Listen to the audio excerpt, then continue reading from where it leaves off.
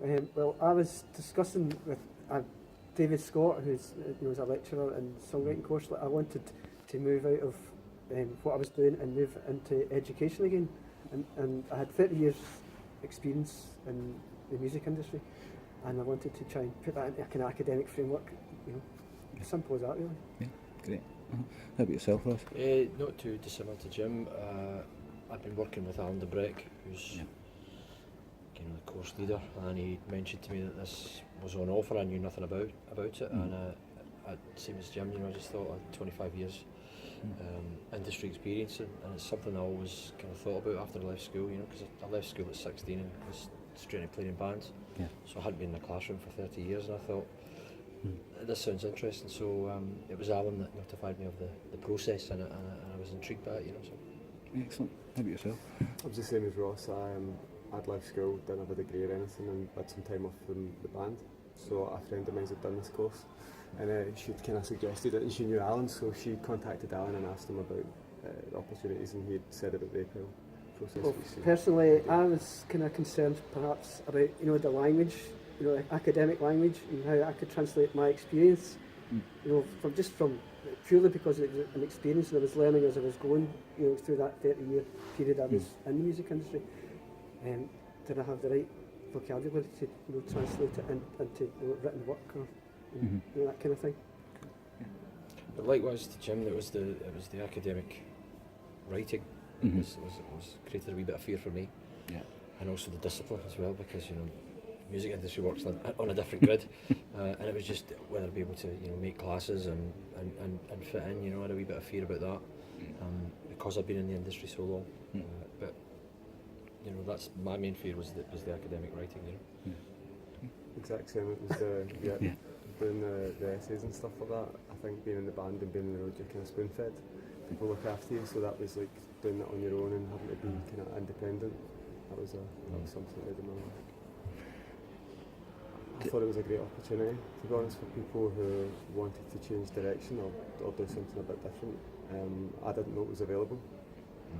And I think if more people knew about it, it would definitely be something that would appeal, especially musicians and people in the industry. Yeah, it can almost felt too good to be true to me, but that's the cynical, hardened musician. But I was the same. But it was fantastic, the actual experience. When I went down to Paisley to have my first interview, it was explained really well to me. And Alan was a great help as well to me through that whole process of, just before starting the APEL, because again I had a lot of fear about the unknown. What is it? What's required of me? But at every stage, it was laid out in a clear-cut direction, which was a real help to me. So having the process laid out is what helped. Sometimes we think it might scare people off, that process. Hearing about all that. No, actually, again, people at UWS were fantastic, especially Alan Lebrec. He explained what it was, what was required, which took a lot of fear out of it. It's that thing about learning to reflect on and what you've done and what you're doing, and be able to analyse it, and that kind of thing. That gives you a wee bit of discipline that you maybe didn't have when you're actually doing it, in the moment, kind of thing. I think that's something you've got these skills, and it's channeling them in a certain direction. Because musicians tend to take it for granted. They just we do the process and we move on. But that reflection was great to look at the amount of years that all of us had put in. Being honest, it was quite daunting for me, but it was exciting at the same time. The APEL process was great, but then when I hit the first lectures, I was like, okay, there's quite a bit to this, which, if I'm honest, created a bit of fear. But again, at every point, the lectures were great. I have to say, the lectures were great, and I found that putting your hand up was one of the most important things in the classroom and asking questions, because the first couple of lectures I went home and went, nightmare. And I did that classic thing where I don't know if I can speak for anybody else, but I did that thing where I just thought, I don't know if I'm going to be able to do this, and I had a lot of fear. And what Rab said was brilliant. In a group, a music group, a band, whatever, there's other people that you can lean on. There's tour management, there's the record company, so there's a whole process, and you have one specific job. But I felt really, I had a lot of fear when I got into the classroom because the support system was gone, and I was like, oh right. But at every point, the lectures were great, because I then started to find the courage to say, I don't know what that is, or how do I get to that point, or point A to C, Yeah. You guys are in classes now as well, aren't you? So do you find that you support each other, or do you?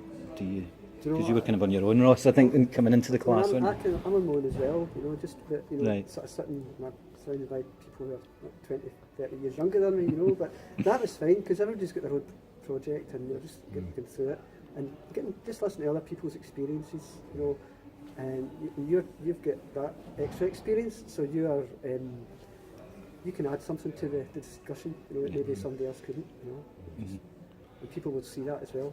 An additional, you've got your, they're taking it from the theory side of things, but you've actually experienced it, so you can add that, you know, to the group discussion of whatever's going on, which is maybe the younger ones will find valuable, and then you can feed off their enthusiasm, and, you know, and that gives you a good vibe as well.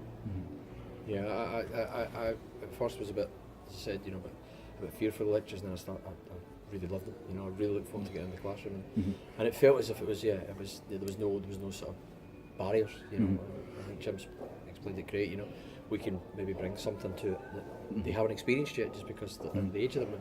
You know, but they've also got that enthusiasm and youth thing.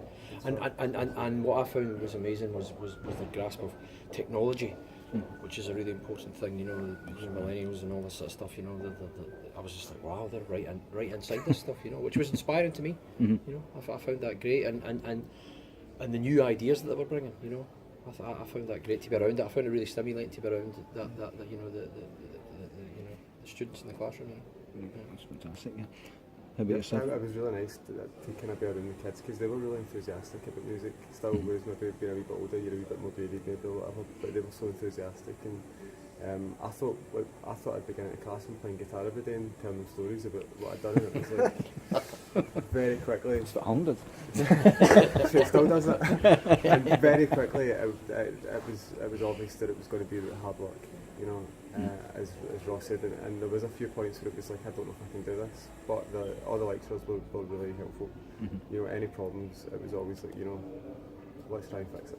Yeah, no, it's good. It's like my ID card. It's a wee badge of honour for me. You know, I'm quite happy to you know, let people see it.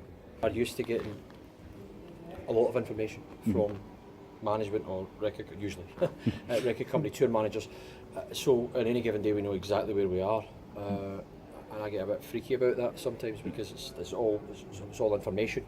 You've got to be a certain point. And when I first came in, I was a wee bit fearful of that I was like, well, what's a banner number? And where do I get it? Yeah. And just little things like that. Moodle. Yeah. Almost like The mysteries of Moodle. yeah, the mysteries. And maybe just one person to guide the initial period would maybe be helpful. You know, maybe an APEL representative or something. I don't know. That could maybe just take that fear away from it. But other than that, no problems at all for me. Same, like, it was things like Moodle, you said the banner ID, Harvard referencing, which I'm still getting to grips with. Yeah. But, Me too. But it's really simple things, you know, and it's things that you can do on your own and, through time, obviously. Yeah. There's an assumption you know what all the acronyms mean, but you don't. You know, you're just kind of thrown in at the deep end. Is it a wee bit? But once you get into the system and everybody's, you know, you're talking the same language, it settles down. You've got nothing to fear. You know, I mean, if I'd known about it 10 years ago, or if it existed 10 years ago, I would have probably done it 10 years ago. You know, but I think it opens doors for you that you didn't know existed. You know, there's a future there that you didn't know that was maybe available to you. You know? So you've got absolutely nothing to lose. You go and enjoy it. Yeah, embrace it and enjoy it. Yep.